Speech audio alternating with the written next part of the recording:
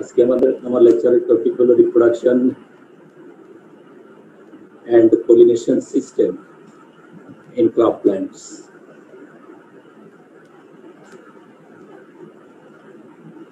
ঠিক আছে?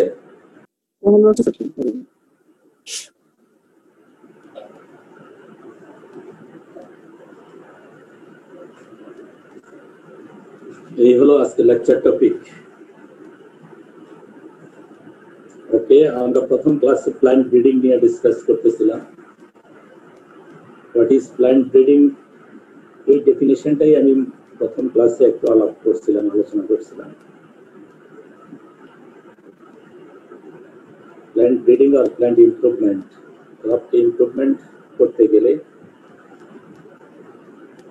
কি করতে হয় খেয়াল আছে নাকি? প্ল্যান্ট ব্রিডিং এর ডেফিনেশন নাকি এতদিনে ভুলে গেছো সবাই?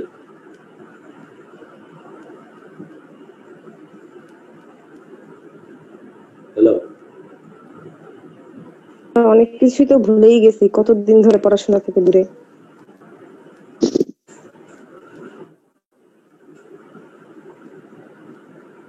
বুঝি নেই আমি কথা। ভুলে গেছি স্যার। ভুলে গেছো?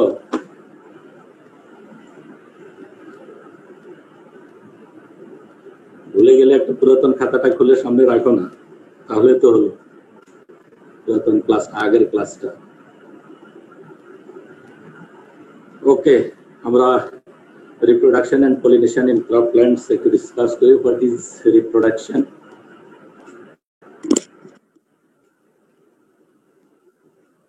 Reproduction is the process by which organism produce more of their own kind. সেটা প্ল্যান্ট হোক আর অ্যানিমেল হোক, প্রত্যেকটা লিভিং অর্গানিজম কি করে? তার নিজের প্রতিরূপ তৈরি করে, বংশধর তৈরি করে। এটাই হলো রিপ্রোডাকশন। যদি রিপ্রোডাকশন না থাকতো জীবের, তাহলে কি হতো? কোন জীবই আর এক্সিস্ট করতো না। ঠিক আছে? Without reproduction all life on earth would no longer exist. তাহলে কি প্রজাতি টিকে থাকতো? প্রজাতি তো ধ্বংস হয়ে যেত।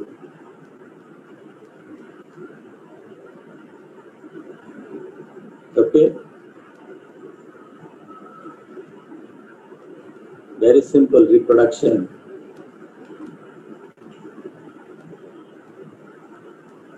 সবাই কি মিউট করে রাখছে নাকি? জি স্যার। এক দুজন তো আনমিউট থাকতে হবে, কথা বলতে হবে তো।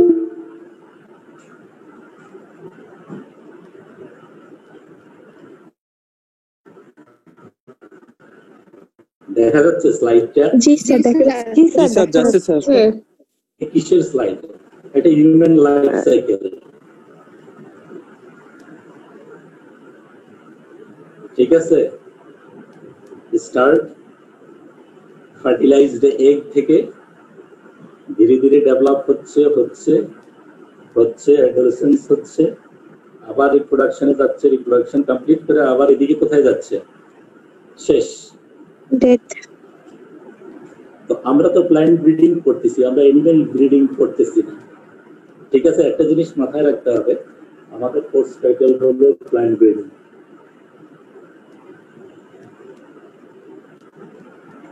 প্ল্যান্টের লাইফ সাইকেল।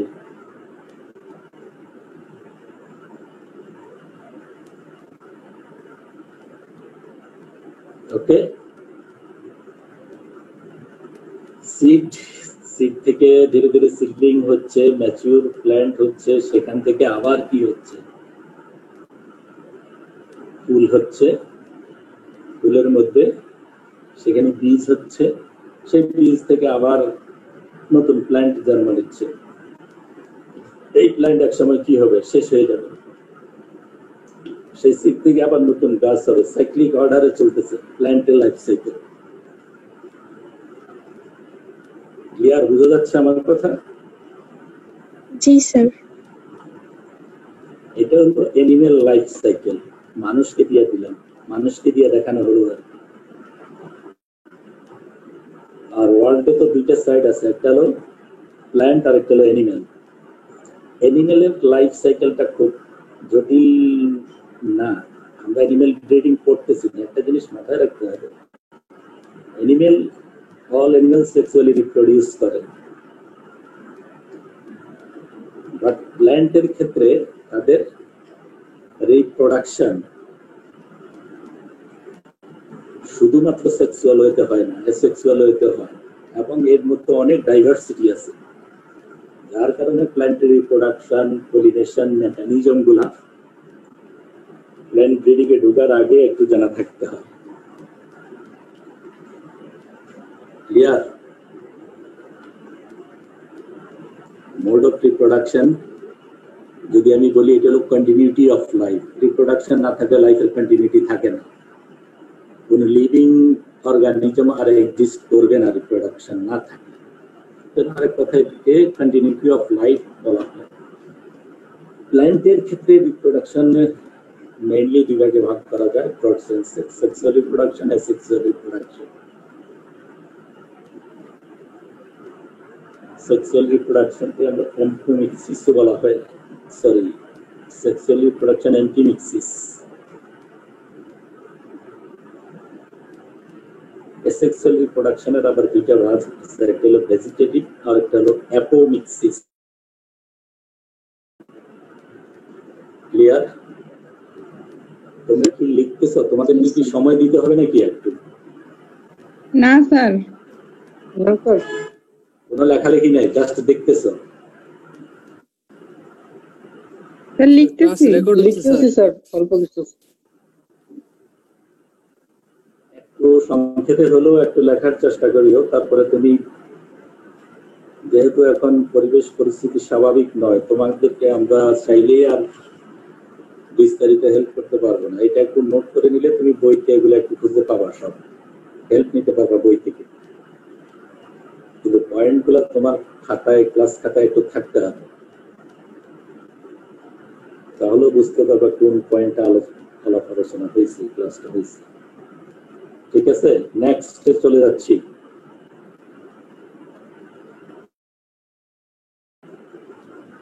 কারো কোনো প্রবলেম থাকলে বলবা, রিপিট করবো আবার। ওকে, রিপ্রোডাকশন ইন স্যার সেক্সুয়ালজিটা সেটা স্যার এমপি মিক্সিস। প্রশ্ন থাকলে আনমিউট করে করবা, আর না হলে আনমিউট করার দরকার নেই যদি কোনো জিজ্ঞাসা না থাকে। তাহলে তো জি স্যার, সবাই কথা বলে তো নয়েজ হয়ে যাবে। ওকে, কেন mode of reproduction crop plants এ জানা দরকার? যেহেতু প্ল্যান্ট ব্রিডিং আমরা করতেছি, কোর্সটা হলো প্ল্যান্ট ব্রিডিং, আর প্ল্যান্ট ব্রিডিং এর বেশি কোনো মেকানিজমই হোক, ইমপ্রুভ করতে হবে সেটা যেন ডিজায়ারেবল হয়। আর রিপ্রোডাকশন সিস্টেম জানা এই জন্যই দরকার, কোন একটা ক্রপের মোড অফ রিপ্রোডাকশন নির্ধারণ করে তার জেনেটিক মেকআপ কি ধরনের আছে। Mode of reproduction determines the genetic constitution of crop plants. কোন ক্রপ জেনেটিক্যালি কি হোমোজাইগাস, নরমালি হোমোজাইগাস কন্ডিশনে আছে না হেটারোজাইগাস কন্ডিশনে আছে, এটা নির্ভর করে তার মোড অফ রিপ্রোডাকশন, পলিনেশন কিভাবে হয়। প্ল্যান্ট ব্রিডিং এর ক্ষেত্রে প্ল্যান্ট বিভিন্ন ধরন, বিভিন্ন টাইপস, অর্থাৎ এখানে ডাইভার্সিটি আছে। কোনো একটা ক্রপের ভ্যারাইটি, সে জেনেটিক্যালি হোমোজাইগাস না হেটারোজাইগাস কন্ডিশনে আছে, সেটা নির্ভর করে সে কোন ওয়েতে রিপ্রোডাকশন করে, এবং তার উপর ভিত্তি করে ব্রিডিং মেথডটা নির্ধারণ করা হয়। কোন একটা ক্রপের ভ্যারাইটিকে ইমপ্রুভ করতে গেলে কোন টেকনিক অ্যাপ্লাই করতে হবে, কোন মেথড অ্যাপ্লাই করতে হবে, এটা ফার্স্টলি নির্ভর করে তার রিপ্রোডাকশন বিহেভিয়ারের উপর। কারণ তার আগের স্লাইডেই বলেছি দুইটা গ্রুপ আছে, মেজর দুটা গ্রুপ, একটা সেক্সুয়াল ওয়েতে রিপ্রোডাকশন করে, আর একটা সেক্সুয়াল ওয়েতে করে। ক্লিয়ার? এই দুইটা গ্রুপের জন্য ব্রিডিং মেথড কিন্তু ডিফারেন্ট। গেলে সেই কি সেক্সুয়ালি রিপ্রোডাকশন করে নাকি সেক্সুয়াল ওয়েতে করে, তার উপর ভিত্তি প্ল্যান করা হয় মেথড। এগুলো মেথড স্যার কাইন্ডলি যদি একটু জোরে কথা বলতেন, বোঝা যায় না কথাগুলা। আর ওখানে আদার্স কোনো নয়েজ না হলে তো বুঝে যাওয়ার কথা। আরো জোরে বলবো? এখন শোনা যাচ্ছে? এখন ঠিক আছে। এখন ঠিক জি আছে? স্যার, জি স্যার। তোমাদের কি ব্রিডিং মেথডস গুলো পড়ানো হয়েছে নাকি? এটা রতন স্যার পড়ানোর কথা সম্ভবত, এখনো শুরু করে নাই আমার মনে হয়।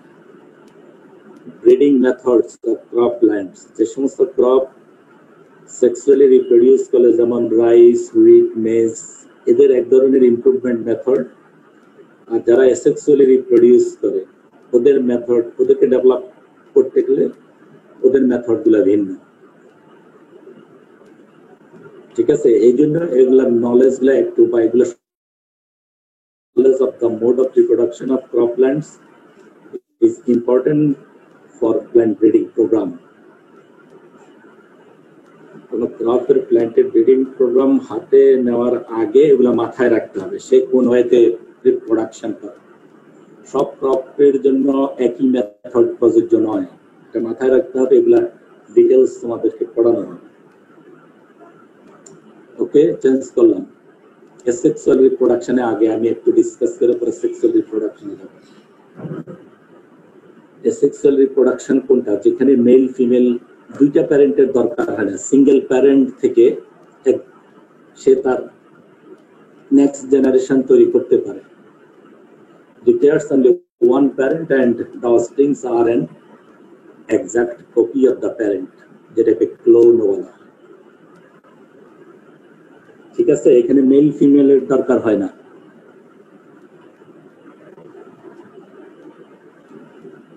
সিঙ্গেল প্যারেন্ট থেকে, অর্থাৎ একজন থেকেই সে আর নেক্সট জেনারেশন তৈরি করতেছে।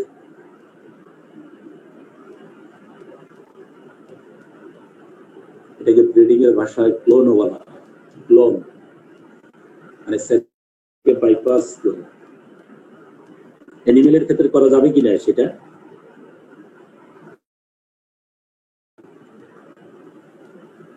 হ্যাঁ স্যার। যাবে তো। কি কেউ বলো, অ্যানিমেলের ক্ষেত্রে করা যাবে? একজন যাবে থেকে স্যার। জি স্যার, করা যাবে। হ্যাঁ, লিগ্যালি করা যাবে না। কি করা যাবে না? লিগ্যালি করা যাবে না। জি স্যার। লিগ্যাল ইলিগ্যাল কোনটা এখানে?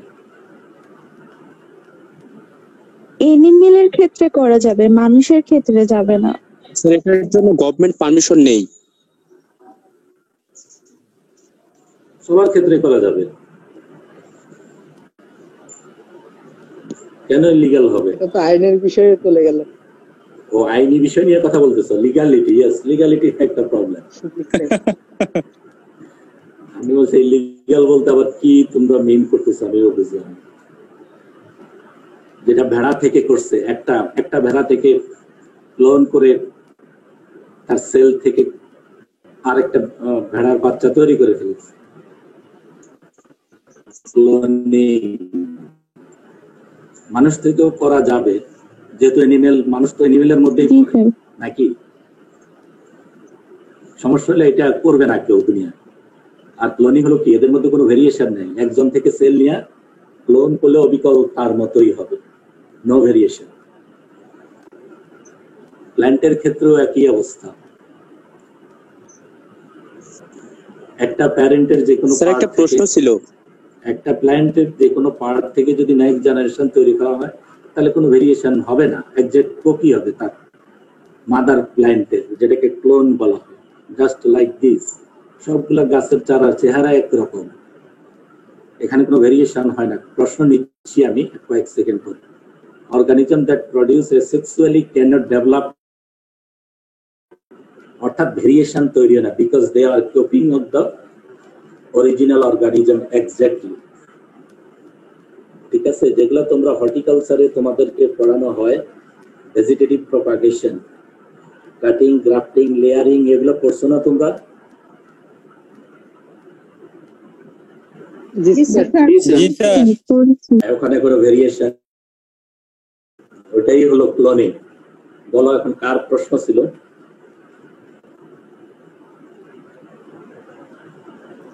স্যার আমার প্রশ্ন ছিল, হ্যাঁ বলো, কি নাম তোমার? রেজাউল।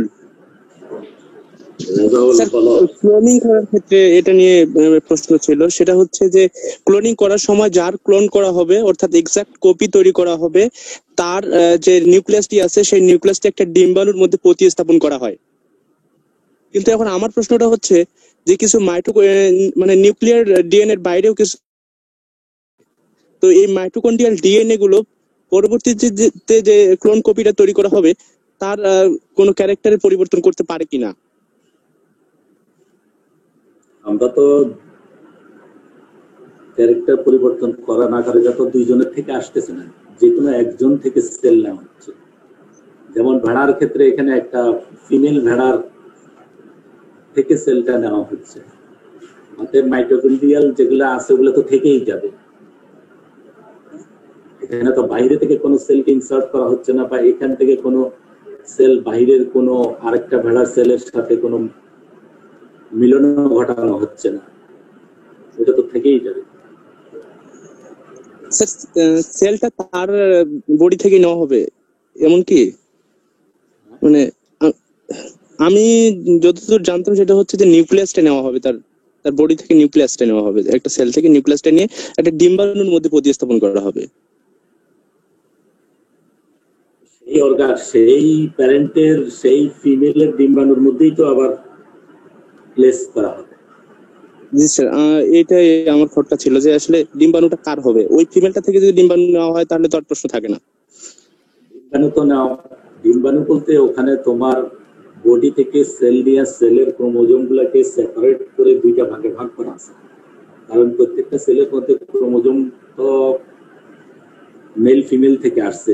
মনে করো এইটার বডিতে, ভেড়ার বডিতে, এখন এখান থেকে সেল নিলে ক্রোমোজোম গুলোকে আলাদা করলে তো সেই দুই সেট ক্রোমোজোম আমরা এখানে পাবো, সেগুলাকে বাহিরে নিয়ে এসে ফার্টিলাইজ করানো হয়, পরে জাইগোট তৈরি করে সেই জাইগোটটা আবার ওই ভেড়ার এমব্রায়োতে দিয়ে দেওয়া হচ্ছে।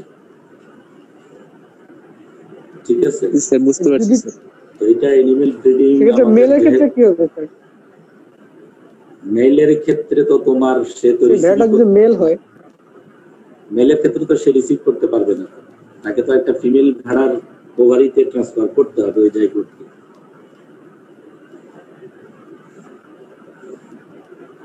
এটা নিয়ে আমার মনে হয় আর আগ্রহ ফিল করার দরকার নেই, আমরা এনিমেল ব্রিডিং এর দিকে যাচ্ছি না বা ক্লোনিং এর দিকেও যাচ্ছি না।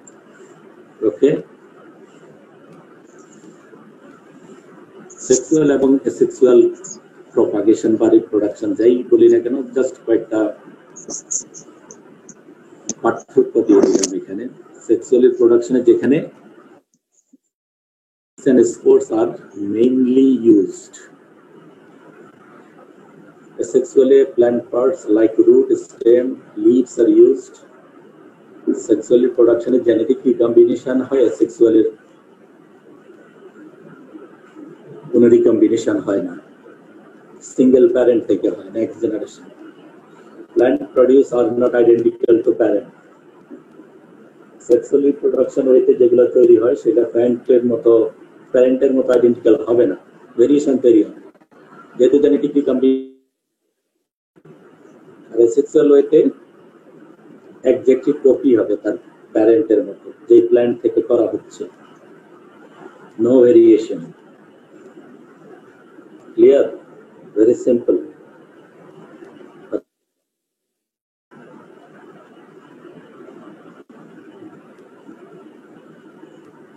লেখার দরকার আছে?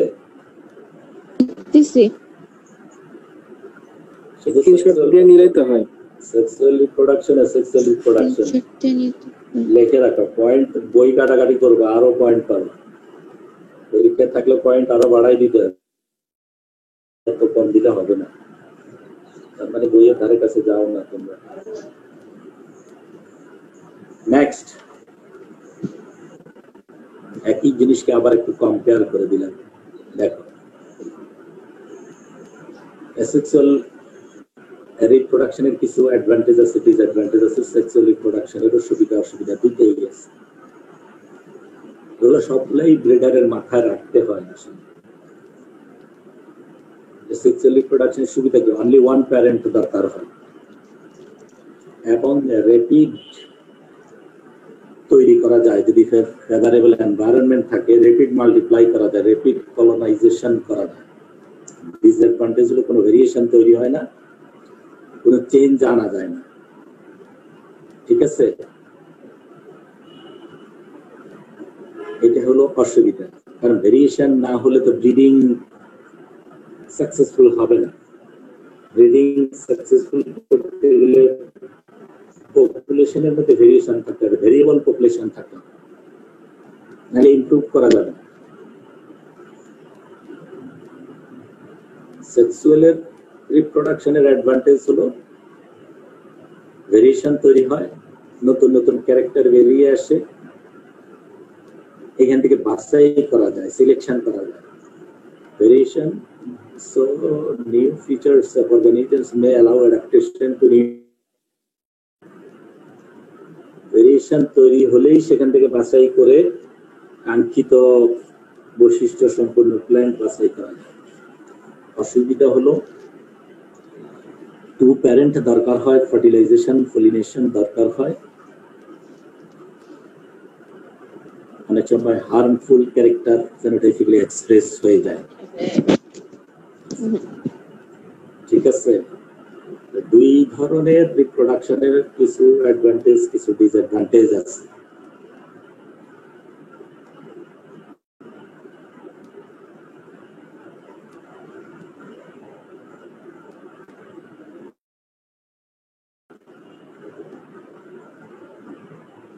সেক্সুয়াল রিপ্রোডাকশনে যে ভেরিয়েশন তৈরি হয় সেখানে কিছু হার্মফুল ক্যারেক্টারও চলে আসে ক্ষতিকর বৈশিষ্ট্য চলে আসে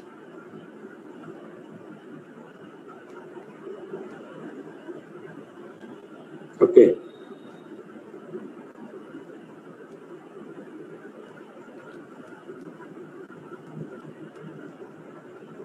এসেক্সুয়াল রিপ্রোডাকশন যেটা বলছি দুইটা ভাগে ভাগ করা যায় একটা রিপ্রোডাকশন বা ভেজিটেটিভ প্রপাগেশন আর একটা হলো অ্যাপোমিক্সিস ভেজিটেটিভ প্রপাগেশন কোনটা প্ল্যান্টের কোন একটা পার্ট থেকে নতুন আরেকটা প্ল্যান্ট তৈরি হয় এটাই হলো vegetative propagation it is when a part of a plant grows into new plant একটা প্ল্যান্ট পার্ট থেকে একটা নতুন প্ল্যান্ট তৈরি হয়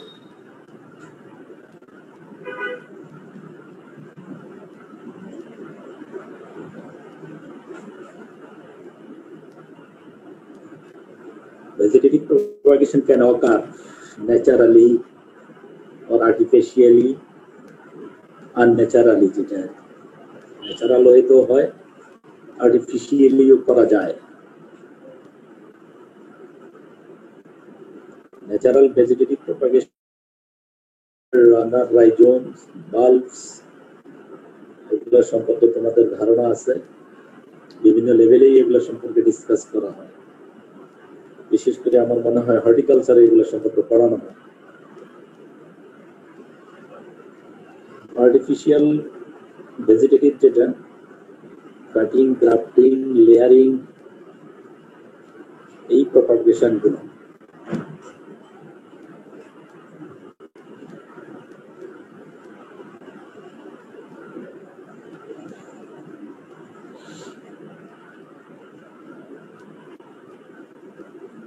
ওকে কোনো কোশ্চেন চেঞ্জ করব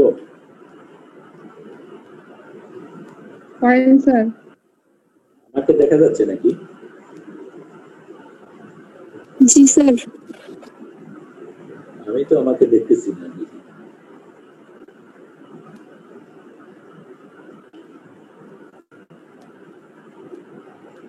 ন্যাচারাল ভেজিটেটিভ যেগুলো জাস্ট ছবি দেখানোর জন্য দিলাম আর কি তোমাদেরকে যেটা বার্ড দ্বারা propagation this is runner stem continue শুধু গ্রো হতেই থাকে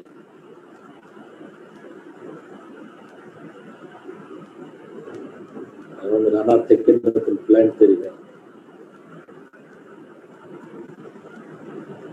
বাল্বস অনিয়নের ক্ষেত্রে হয়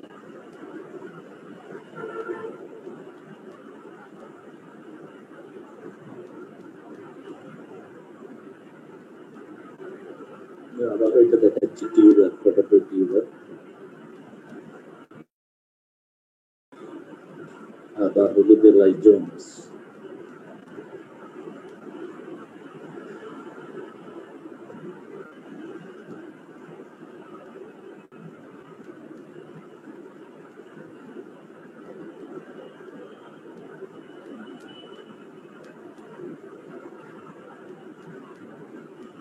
আর্টিফিশিয়াল কোনগুলো? আনন্যাচারাল কাটিং, গ্রাফটিং,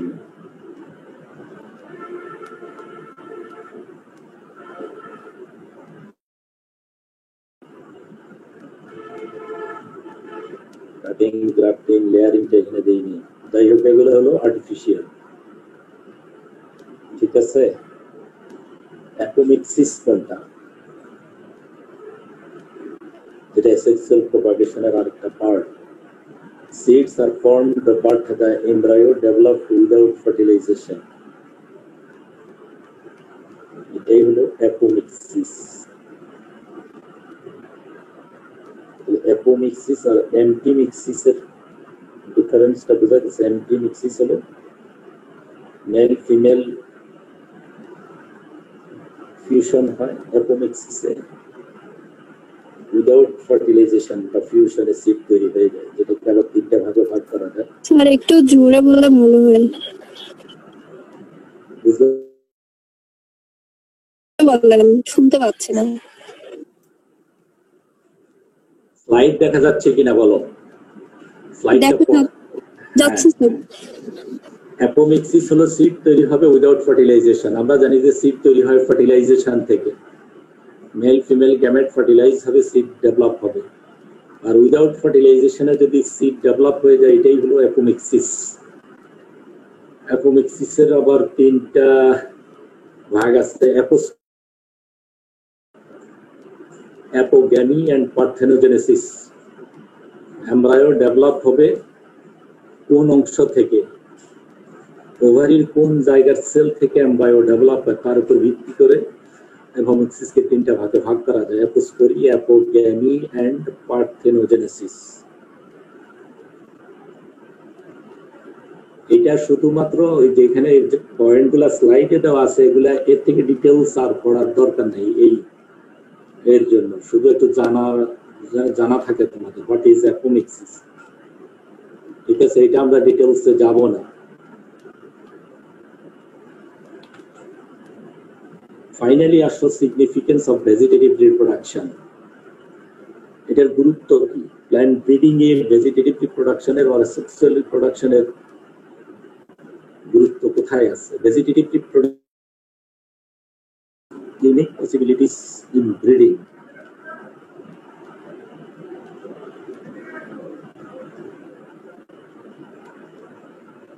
ঠিক আছে, কোন একটা desirable plant may be used as a variety directly regardless of weather it is homozygous or heterozygous. যাই হোক না কেন, একটা প্ল্যান্ট যদি আইডেন্টিফাই করা যায় বা তৈরি করা যায়, সেখান থেকে কিন্তু অ্যাসেক্সুয়াল ওয়েতে মাল্টিপ্লাই করা খুব সহজ, এবং এটাকে দীর্ঘদিন ধরে রাখাও সহজ এই ধরনের ভ্যারাইটি গুলোতে। বিশেষ করে কিছু ফলের জাতের ক্ষেত্রে, ফ্রুটস ভ্যারাইটি, হর্টিকালচারাল ক্রপ, এই ধরনের ক্রপের ক্ষেত্রে এটা খুব ইউজফুল। পটাটোর ক্ষেত্রে, সুগার কেনের ক্ষেত্রে, অনিয়নের ক্ষেত্রে। Further, mutant parts, branches or seedlings if desirable can be multiplied and directly used as varieties. However, it does not allow transfer of genes cytoplasm from one variety into another. যেহেতু sexual ওয়েতে reproduce করে, যার কারণে জিনের transfer গুলা এক variety থেকে আরেক ভ্যারাইটিতে করা সম্ভব হয় না বা খুব ডিফিকাল্ট। এটা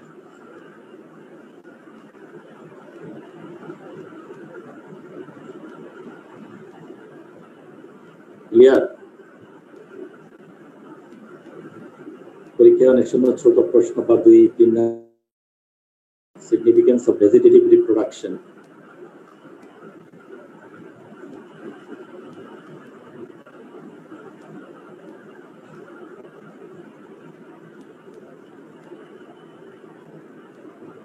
স্লাইড চেঞ্জ করলাম। জি স্যার করেন। জি স্যার। আমরা এখন সেক্সুয়াল রিপ্রোডাকশনে চলে যাব, যেটা প্ল্যান্ট ব্রিডিং এর ক্ষেত্রে খুবই ইম্পর্টেন্ট।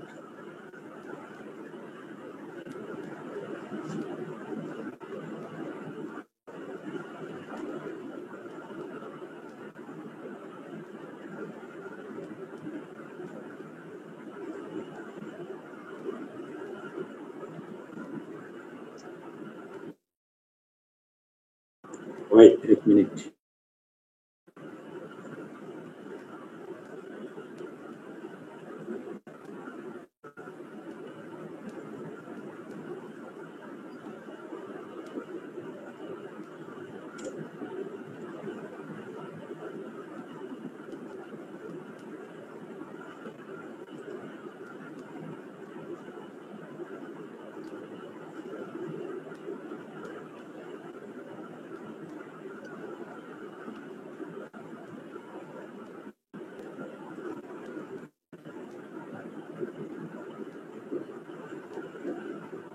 আমরা চলে যাচ্ছি এখানে এমপিমিক্সিস,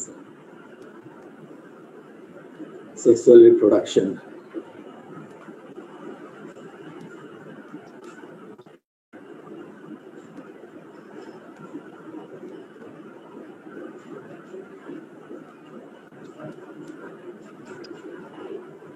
Sexual reproduction involves fusion of male and female gametes from zygote, which develop into an embryo. Male-female gamete fusion হবে, মিলিত হবে,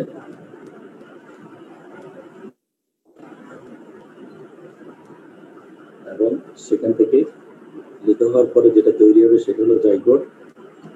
সেই জাইগোট থেকে হবে এমব্রায়ো। ওকে, প্ল্যান্টের সেক্সুয়াল রিপ্রোডাক্টিভ অর্গান কোনটা? ফ্লাওয়ার।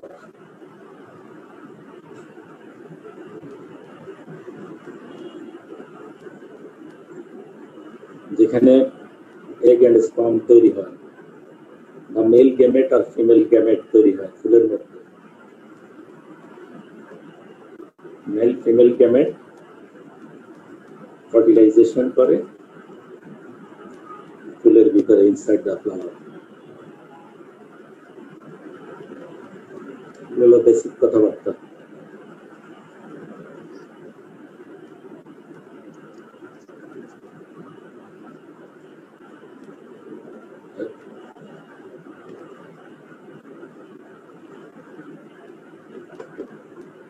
স্লাইড দেখা যাচ্ছে? জি স্যার দেখা যাচ্ছে।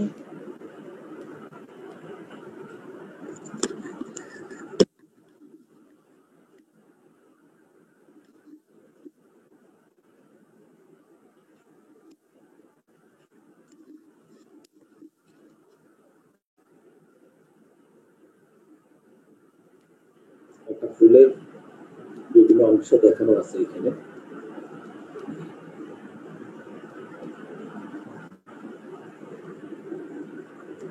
ফুলের ফিমেল রিপ্রোডাক্টিভ অর্গান,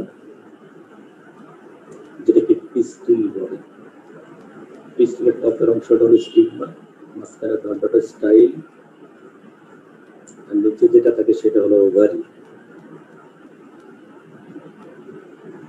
আর এগুলো মেল রিপ্রোডাক্টিভ অর্গান, যেগুলোকে স্ট্যামেন। উপরে থলির মতো অংশটা হলো স্ট্যামেন, মাঝখানে তন্ত্রটা ফিলামেন্ট। এই দুইটা মিলেই হলো স্ট্যামেন, অ্যান্থার এন্ড ফিলামেন্ট। এখানে স্টিগমা, স্টাইল এন্ড ওভারি। ঠিক আছে, মেল ফিমেল গ্যামেট গুলা, ফিমেল গ্যামেট ওভারিতে তৈরি হয়, এগুলোকে এগও বলা হয়। আর মেল গ্যামেট গুলা তৈরি হয় অ্যান্থারের মধ্যে। মেল গ্যামেট স্পোর বলে, অথবা স্পার্ম বলে, যেটাই বলে কি। এবং ফিমেল গ্যামেট আর মেল গ্যামেট গুলা তৈরি হওয়ার দীর্ঘ প্রক্রিয়া আছে, যেটা আমরা এখানে ডিটেলস পড়াই না। লেভেল 2 তে তোমাদের কিছুটা পড়ে আসছে। ওভারি এবং অ্যান্থারের মধ্যে রিপ্রোডাকশনের জন্য যে সেলগুলা তৈরি থাকে এদের মধ্যে মেয়োসিস ডিভিশন হয়। মেয়োসিস ডিভিশনের ফাইনাল রেজাল্ট হলো male gamete and female gamete, যেখানে জেনেটিক ম্যাটেরিয়াল অর্ধেক হয়ে যায়, ক্রোমোজোম সংখ্যা অর্ধেক হয়। ঠিক আছে?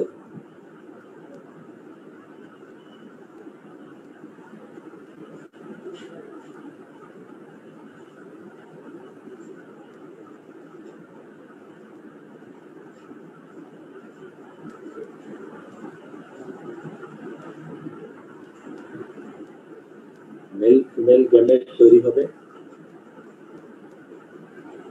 এবং একটা নির্দিষ্ট সময় পরে মেল গ্যামেট গুলো অ্যান্থার থেকে বের হয়ে আসবে, এসে ফিমেল রিপ্রোডাক্টিভ অর্গানের স্টিগমার উপর পতিত হবে, স্টিগমার উপর এসে পড়বে। এই পড়াটাই হলো বা male reproductive organ, that means anther থেকে পোলেন গ্রেন গুলা ফিমেল রিপ্রোডাক্টিভ অর্গানের স্টিগমার উপর এসে পড়াটাই হলো পলিনেশন বলা হয় এটাকে। This is called pollination, transfer of mature pollen grains from the anther to the stigma.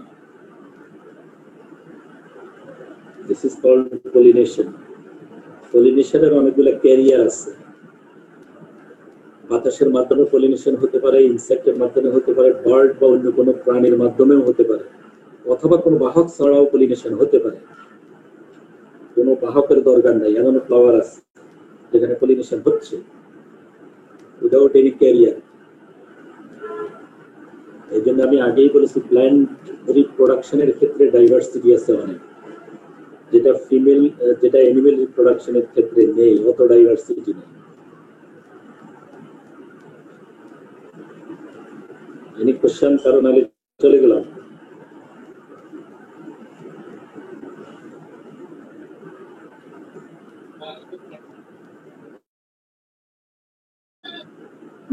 Class হচ্ছে? হ্যালো, আরো কোনো প্রশ্ন আছে? Transfer of mature pollen grains from the anther to stigma. তোমার নেটওয়ার্কটা ক্লিয়ার না, আমিও কথা ভালো বুঝতেছি না তোমার।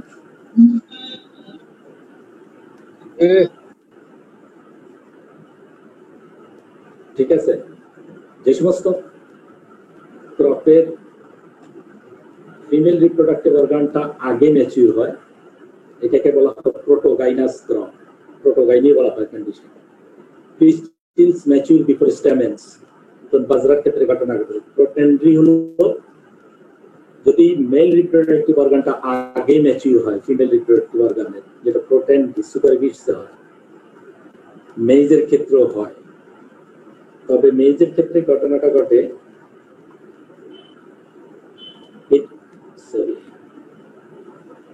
ফিমেল রিপ্রোডাক্টিভ অর্গানটা রিসেপটিভ হওয়া এর 2-3 দিন পরে রিসেপটিভ হয়, বাট তখনও এখানে পোলেন গ্রেইন পড়তে থাকে, এখানে প্রচুর পরিমাণে অ্যান্থার থাকে, অসংখ্য পোলেন গ্রেইন তৈরি হয় ইয়েলো কালার পাউডারের, এবং এটা কমপ্লিটলি শেষ হতে হতে প্রায় 6 থেকে 7 দিন লাগে পোলেন গ্রেইন। 2 থেকে 3 দিন পরে ফিমেল রিপ্রোডাক্টিভ অর্গান ম্যাচিউর হলেও এখানে ইচ্ছা করে আর্টিফিশিয়ালি সেলফিং করে ওইটাকে কি করা যায়, সেলফ পলিনেশনে নিয়ে আসা যায় মেইজের ক্ষেত্রে, যেটা আমরা ফিল্ডে করতে পারি খুব সহজে। এই ঘটনা যেমন একটা মেজ প্ল্যান্ট ফিমেল রিপ্রোডাক্টিভ অর্গান যেটা আছে টাসেল বলা হয় এটাকে, মেজের ক্ষেত্রে টাসেল। অ্যান্থার গুলা জাস্ট যেই দিনই দেখলাম যে একটা দুইটা অ্যান্থার ম্যাচিউর হলো, পোলেন গ্রেন গ্রে হওয়া শুরু হয়েছে, যা প্যাকেট দিয়ে ওইটাকে ঢেকে দিলে তখন ওখানে পোলেন গ্রেন প্যাকেটের মধ্যে জমা হয়। 1-2 দিন পরেই, 1 দিন বা 2 দিন পরেই যখন ওর নিচে যে টপটা থাকে, টপটা আমরা ঢেকে রাখি ব্যাগ দিয়ে, যেন স্টিগমা গুলা বের হলে বাইরে থেকে পোলেন গ্রেন গুলো এখানে চলে না আসতে পারে। তখন যখন স্টিগমা বের হবে ওই দিন সকাল 10-11টার সময় গিয়ে এখান থেকে পোলেন গ্রেন নিয়ে ব্যাগ থেকে এখানে ঢেলে দিলে সেলফিং হয়ে যায়। এটা হলো মেজর ক্ষেত্রে ইনব্রেড লাইন মেনটেন করার জন্য এই কাজগুলা মাস্টার্সের ছাত্ররা করে, আমরা নিজেরাও করি, খুব সহজ বিষয়। 3 নম্বর পয়েন্ট হলো হেটারো স্টাইল। হেটারো স্টাইল কোনটা? স্টাইল অ্যান্ড ফিলামেন্ট যদি ভিন্ন ভিন্ন উচ্চতার হয়, যেমন এই ফুলের ক্ষেত্রে এটাকে আমরা কি বলছি, ফিমেল রিপ্রোডাক্টিভ অর্গানের এটার নাম হলো স্টাইল, আর মেল রিপ্রোডাক্টিভ অর্গানের এন্থারের সাথে কানেক্টিং ডটটাকে বলা হয় ফিলামেন্ট। এগুলোর যদি উচ্চতার তারতম্য হয়, এখানে ফিমেল রিপ্রোডাক্টিভ অর্গানের স্টিগমাটা উপরে উঠে আছে, এন্থারটা নিচে বসে আছে, তাহলে এই ধরনের ক্ষেত্রে সেলফ পলিনেশন হবে না। এটাই হলো হেটারো স্টাইল। এখানে এন্থার উপরে স্টিগমা অনেক নিচে, শর্ট স্টাইল, এখানে লং স্টাইল। যদি এই ধরনের সিচুয়েশন হয়, flower have different types of height of styles and stamens, তখন তারা ক্রস পলিনেশন করে। এটা হলো তার বিভিন্ন ধরনের ফুলের ক্ষেত্রে এই ধরনের ঘটনাগুলো ঘটে। আরেকটা হলো হার্কোগ্যামি, আরেকটা কন্ডিশন যদি থাকে, এটা হলো কিছু কিছু মেকানিক্যাল ডিভাইস দ্বারা বা কিছু কিছু কন্ডিশন থাকে যেখানে অ্যান্থার থেকে পলেন গ্রেনগুলো স্টিগমাতে যেতে পারে না, পৌঁছতে পারে না। বাইসেক্সুয়াল ফ্লাওয়ার সমস্যা নেই, একই সময় ম্যাচিউর হচ্ছে, এটা নিয়েও কোনো প্রশ্ন নেই। বাট হার্কোগ্যামাস হওয়ার কারণে এরা সেলফিং করতে পারে না।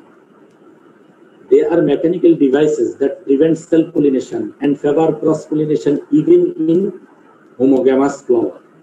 Homogamous flower হওয়া সত্ত্বেও, একই সময় ম্যাচিউর হওয়া সত্ত্বেও এরা কি করতে পারে না, সেলফিং করতে পারে না। এগুলো হলো সব অ্যান্থার, একই সময় ম্যাচিউর হচ্ছে স্টিগমা সহ, কিন্তু এমন ধরনের স্টিকি সাবস্টেন্স থাকে এখান থেকে পলেন গ্রেনগুলো এখানে আসতে পারবে না। তখন বিভিন্ন ধরনের পোকামাকড় অন্য ফুল থেকে এসে বিচরণ করে, পলেন গ্রেন চলে আসে। কিছু ফুলের ক্ষেত্রে এই ধরনের ঘটনাগুলো ঘটে। হার্কোগ্যামি। নেক্সট হলো male sterility. Bisexual flower male পার্টটা যদি স্টেরাইল থাকে তাহলে তো লাভ নেই বাইসেক্সুয়াল হয়ে। Refers to the absence of functional pollen grain তৈরি হয় না, যার কারণে তারা সেলফিং করতে পারে না, ক্রস পলিনেশনে যায়।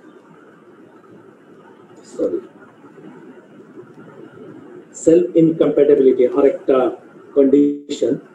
বাইসেক্সুয়াল ফ্লাওয়ার একই সময় ম্যাচুর হয়, বাট তাদের মধ্যে কম্প্যাটিবল ম্যাটিং হয় না। It refers to the failure of pollen from a flower to fertilize the same flower or other flowers on the same plant. একই ফুলের মধ্যে বাইসেক্সুয়াল দুইটা পার্টি থাকে, both parts male female organ একই সময় ম্যাচুর হয়, বাট একই ফুলের মধ্যে পোলেন গ্রেনগুলা একই ফুলের মধ্যে ফার্টিলাইজেশন করতে পারে না, পলিনেশন ঘটে না। ইভেন একই গাছের এক ফুল থেকে আরেক ফুলেও ঘটনাটা ঘটে না, এক গাছের সাথে অন্য গাছের ঘটনা ঘটে। এখানে কিছু জেনেটিক ভ্যারিয়ার থাকে, যেটা আমরা পরে এই দুইটা mail sterility and self incompatibility আলাদা দুইটা চ্যাপ্টার আছে, ওটা আমরা ডিটেইলস ওখানে যাব, ওখানে আমরা এটা করব। তাহলে এখানে একটু আমি সামারাইজ করে ফেলি, যেটা হলো তোমার ক্রস পলিনেশনের কন্ডিশন গুলা বা মেকানিজম গুলা। যে কন্ডিশন গুলা থাকলে কোন একটা ক্রপ ফ্লাওয়ার বা স্পিসিস ক্রস পলিনেশন করে। নাম্বার 1 হলো ইউনিসেক্সুয়ালিটি,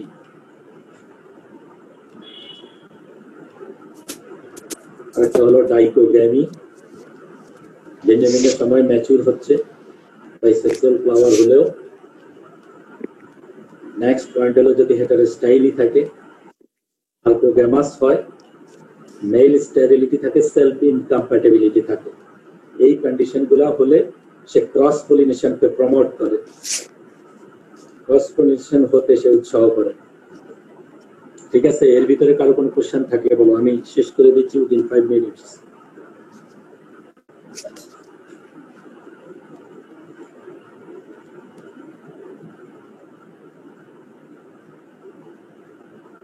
নো প্রশ্ন, কোনো কোশ্চেন নেই? হ্যালো। স্যার শেষ করে দেন, ফোনে চার্জ চাই অনেকেরই। ও, আরেকটা শেষ করে দেন স্যার। হ্যাঁ, শেষ করে দিচ্ছি। আরেকটা টার্ম হলো অফেন ক্রস পলিনেটেড স্পিসিস কোনগুলো? আমরা self pollinated species, cross pollinated species জানলাম। আরেকটা টার্ম হলো অফেন ক্রস পলিনেটেড স্পিসিস।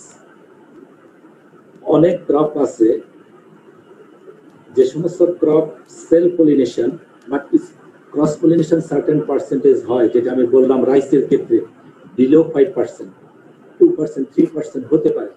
কিন্তু কোন কোন ক্রপের ক্ষেত্রে সেলফ পলিনেশন করে, ক্রস পলিনেশন 5% এর বেশি হয়ে যায়, 30% পর্যন্ত পৌঁছে যায়।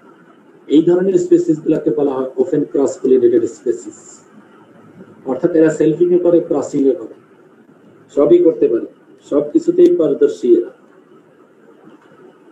ওকে, significance of sexual reproduction, this is last slide. এরপরে আমি যাচ্ছি ক্রস পলিনেশনের গুরুত্ব কি। Sorry, sexual রিপ্রোডাকশনের।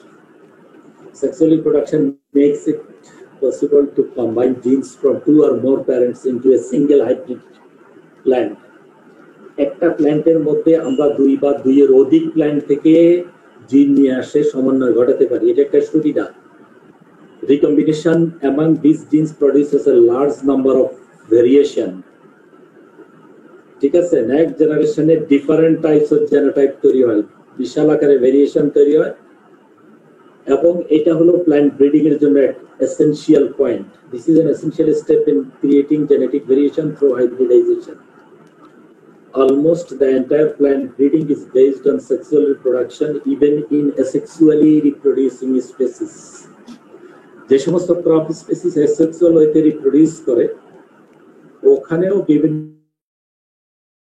তাদের মধ্যে যদি সেক্সুয়ালি রিপ্রোডিউসিং ঘটানো যায়, তাহলে তাদের মধ্যে ভেরিয়েশন তৈরি হবে এবং সেখান থেকে সিলেকশন করা যাবে। যেমন সুগার কেন, পটাটো, এই সমস্ত ক্রপগুলো অ্যাসেক্সুয়াল হইতে রিপ্রোডিউস করে, তোমরা জানো। কিন্তু তাদের মধ্যে ফুল ফোটানো সম্ভব, যেটা রিসার্চ অর্গানাইজেশনে করে, এবং এদের মধ্যে পলিনেশন ঘটানো সম্ভব। পলিনেশন ঘটালে কি হবে, নেক্সট জেনারেশনে ভেরিয়েশন তৈরি হবে। এবং আমাদের দেশে পটাটো রিসার্চ ইনস্টিটিউট দেবীগঞ্জ যেটা আছে, ওখানে ওরা পলিনেশন ঘটায়, ফুল ফোটায় আর্টিফিশিয়ালি। স্যার শেষ করে দেন, ফোনের চার্জ শেষ। আল্লাহ হাফেজ। আর কারো কোনো প্রশ্ন না থাকলে এখানেই শেষ। জি স্যার, শেষ করে দেন আজকের মতো। ধন্যবাদ সবাইকে যারা উপস্থিত আছো। আসসালামু আলাইকুম স্যার। আসসালামু আলাইকুম। আসসালামু আলাইকুম। আসসালামু আলাইকুম। ওয়ালাইকুম আসসালাম, ভালো থাকো। জি স্যার। ঠিক আছে, সবাইকে অনেক ধন্যবাদ। হ্যাঁ, আমরা শেষ করে দিচ্ছি আজকে। আচ্ছা স্যার, আসসালামু আলাইকুম।